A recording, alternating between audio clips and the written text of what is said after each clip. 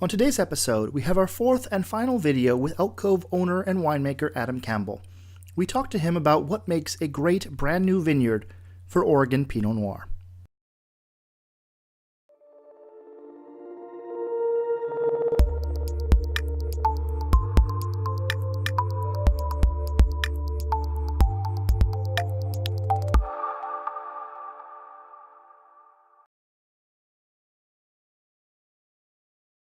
Less than 1% of vineyard land in the Willamette Valley, potential vineyard land is actually planted to grapes. So I always think, potentially the best vineyard site in Oregon hasn't been planted yet.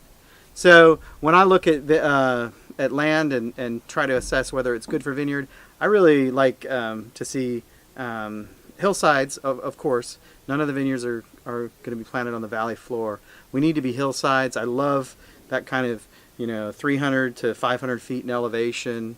And then when we look at drainage of these soils, I like to see a vineyard site that's almost either a good southeast slope, south to southeast, or even better, almost like a dome, an upside down bowl.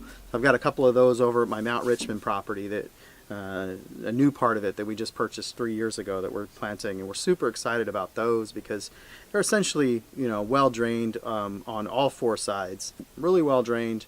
I love marine sediment soils. These are 50 million year old ancient ocean beds that were covered in ocean for so many years, and now they're just this sandy soil that you can crumble in your hand easily, and you know that those roots are really going to have to go down deep to mine for water.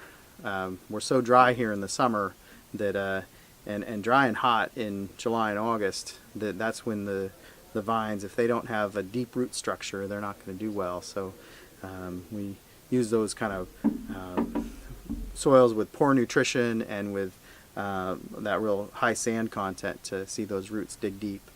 I do like a fairly steep vineyard. I like south or southeast in aspect. The great thing about a southeast facing vineyard is that we'll get morning sun that comes up, and it's not just about the number of sunlight hours that you get in a day at a given vineyard, it's about the quality of the sunlight.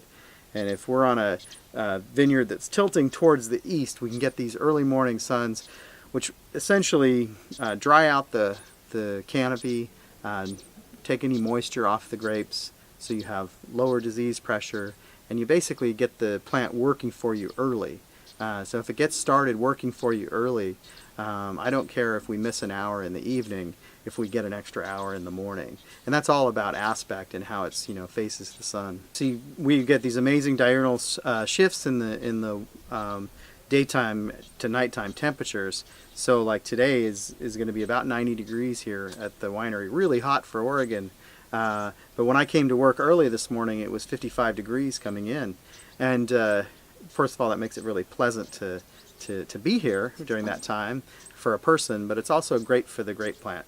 Those cool nighttime temperatures give the vines a break, essentially, and it really helps retain acidity in these wines. So we see in the classic kind of cool climate vintage or cooler vintage that we have here, we'll get really nice bright acidities even at really high ripeness levels.